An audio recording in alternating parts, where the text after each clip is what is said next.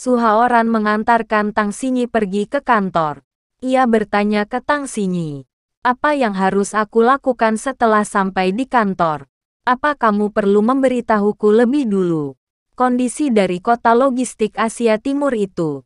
Tang Xinyi menjawab, aku kira guru Sengunmu itu hanya bisa meramal nasib untuk orang. Su Haoran berkata, aku akui guruku memang sedikit mirip pesulap. Tapi, dia memang punya kemampuan yang sesungguhnya. Sebenarnya, grup Tang kalian bisa berkembang menjadi perusahaan grup tingkat dunia. Ada banyak hal karena mendapatkan arahan dari guruku. Tang Xinyi menjawab, selain bisa bela diri, apalagi yang kamu bisa? Apa kamu bisa bermain biliar? Bisa, ucap Su Haoran sambil mengemudi. Tang Xinyi terus bertanya kelebihan yang bisa Su Haoran lakukan. Bagaimana dengan golf? Bisa. Bagaimana apa kamu bisa menembak? Pria sejak lahir adalah seorang penembak jitu. Apa kamu ingin mencobanya? Ucap Su Haoran dengan ekspresi mesumnya. Tang Xinyi berteriak dan berkata, dasar mesum, aku malah ingin melihat apakah kamu hanya bisa membual saja. Setelah beberapa jam berlalu, Su Haoran dan Tang Xinyi berhenti di sebuah klub. Su Haoran bertanya ke Tang Xinyi, bukankah pergi ke kantor? Tang Xinyi pun menjawab sambil menjelaskan, apa kamu tidak tahu kalau klub pribadi terkenal yang terbaik di kota kita adalah properti milik grup Tang? Tang Xinyi dan Su Haoran disambutan beberapa pegawai klub. Si pegawai itu berkata, Nona besar, Nona sudah datang kemari. Tang Xinyi berkata ke pegawainya, namanya Su Haoran. Temani dia bermain biliar 1 ronde. Biarkan dia melihat kemampuan dari Ratu Biliar. Tuan Su, Sue akan menemanimu bermain 1 ronde. Ucap pegawai itu. Sue berkata ke Su Haoran. Tuan Su tidak keberatan kalau wanita lebih dulu kan. Sue menunjukkan permainan biliarnya. Dengan 1 tusukan ia berhasil memasukkan 4 bola dengan sempurna. Wah! 1 tembakan masuk 4 bola. Kak Sue memang hebat, ucap kedua pegawai lainnya. Sue melanjutkan memasukkan beberapa bola lagi dengan sempurna lagi. Wah, masuk lagi. Dia masih menambah retraktor yang kuat.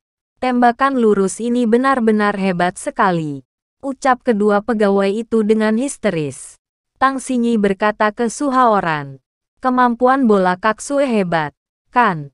Apa kamu bisa? Tanpa disadari Su Haoran ketiduran sambil berdiri. Tang Xinyi sangat kesal melihat Su Haoran yang ketiduran. Ia pun mencubit perut Su Haoran sambil berkata, kamu malah tidur. Ah, aku sangat kelelahan semalam, ucap Su Haoran ke Tang Xinyi. Seketika itu Sue gagal memasukkan bola angka 9.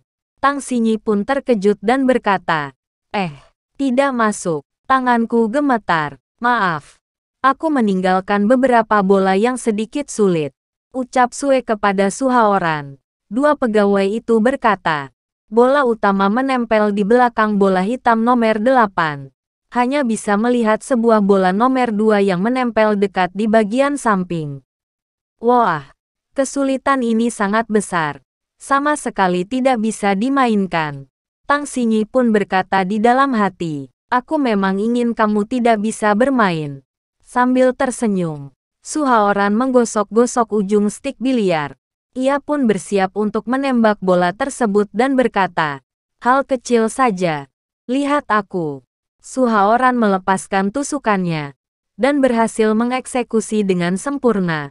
Dua pelayanan itu pun sampai terkejut dan berkata, memantulkan bola untuk memasukkan bola lain ke lubang.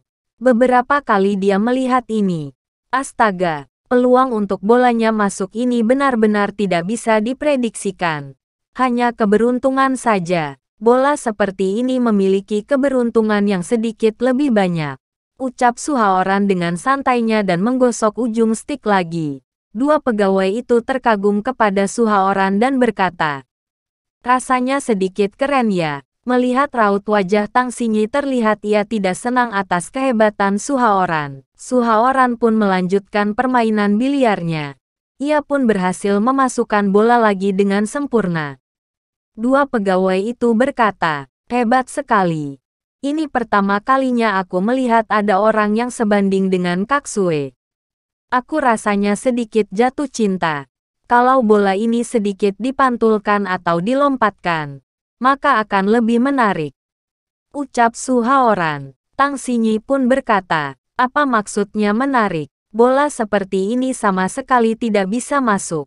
Melompat bisa memukul bolanya, tapi pasti tidak bisa menjamin keakuratannya.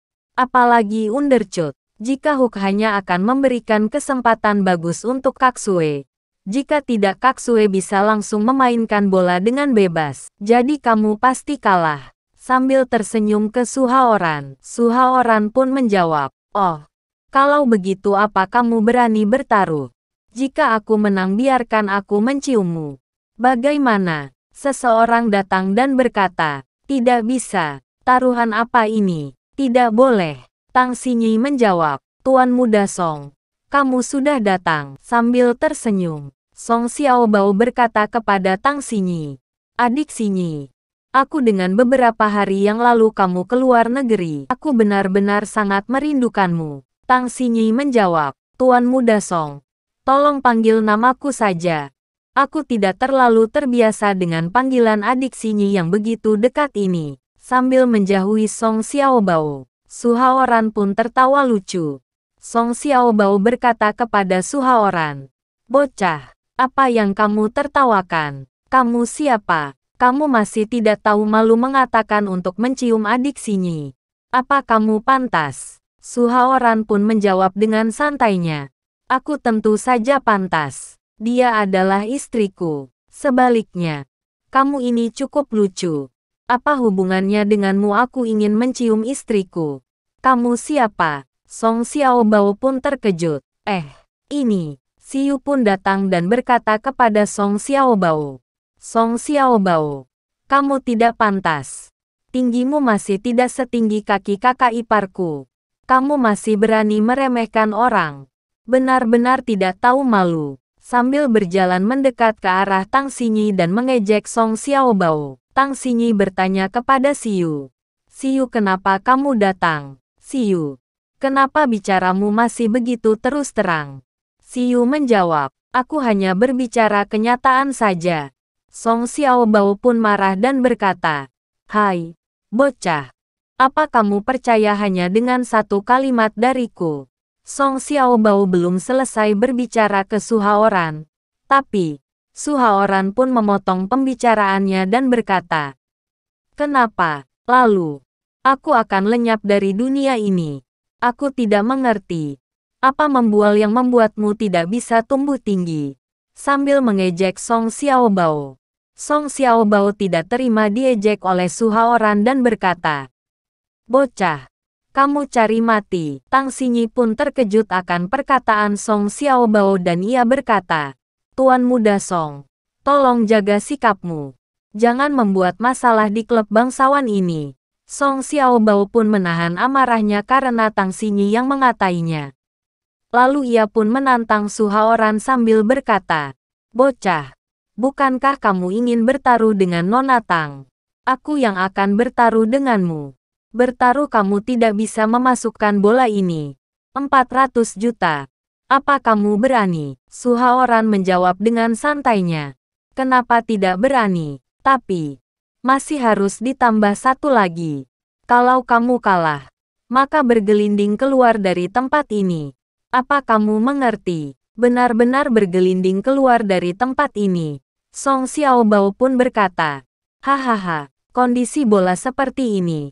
Sekalipun master biliar tingkat dunia kemari, peluang untuk masuk juga kurang dari 30%. Aku malah ingin melihat bagaimana kamu akan menyelesaikannya. Su Haoran pun menjawab sambil memberikan jasnya ke Tang Xinyi. Baik. Tang Xinyi pun khawatir terhadap Su Haoran. Ia berkata di dalam hati, Kak Sue aja pasti tidak bisa memasukkan bola ini. Walaupun aku sangat membenci dirinya. Tapi, aku hanya ingin sedikit mempermalukan dia di depan orang sendiri saja. Jika dia benar-benar kalah dari Song Xiaobao, itu bukannya sedikit memalukan. Su Haoran dengan santainya menggosok ujung stik biliar. Lalu ia mengaktifkan mata langitnya. Ia pun dengan mudah melihat struktur arah bola yang ingin dia masukkan. Su Haoran pun bersiap memulai untuk memasukkan bola tersebut.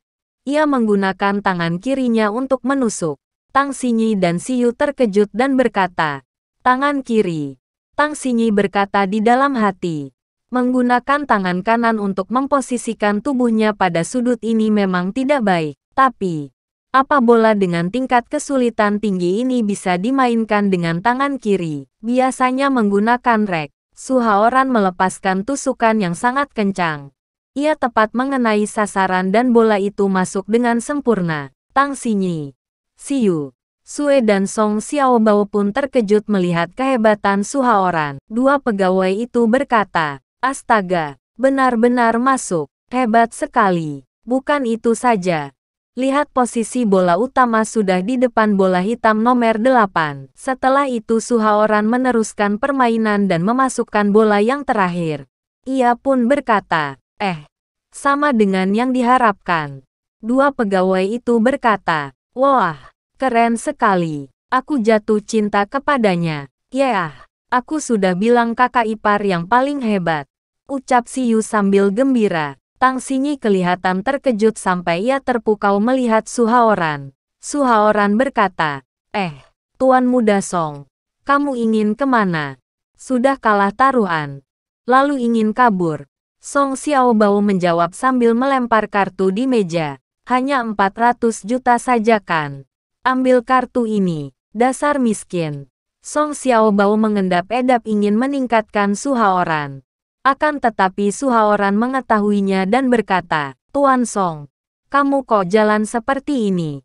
Kamu seharusnya menggelinding." Pengawal Song Xiaobao berkata sambil memperingatkan Su Haoran, "Teman, Tuan Muda Song adalah putra dari dokter jenius rumah sakit Baohe. Segala sesuatu jangan terlalu mutlak. Kalau tidak, kelak kamu yang akan kesusahan." Su Haoran pun menjawab sambil mengaktifkan mata langitnya. Rumah sakit Baohe. Kenapa memangnya rumah sakit Baohe itu? Karena sudah kalah. Jadi harus menerima kekalahannya. Song Xiaobao berkata sambil marah. "Kamu." Su Haoran menemukan sebuah lambang tepat di punggung Song Xiaobao. Ia pun berkata di dalam hati. "Ternyata begitu." Tang Xinyi berkata ke Song Xiaobao, "Tuan Song, kalau kamu menerima kekalahan masih ada sedikit toleransi. Jika kamu tidak bisa menerimanya, kalau begitu orang akan meremehkanmu." Ini, melihat Tang Xinyi yang berkata, Song Xiaobao pun akhirnya ia berguling keluar dan dikejar oleh dua pengawalnya.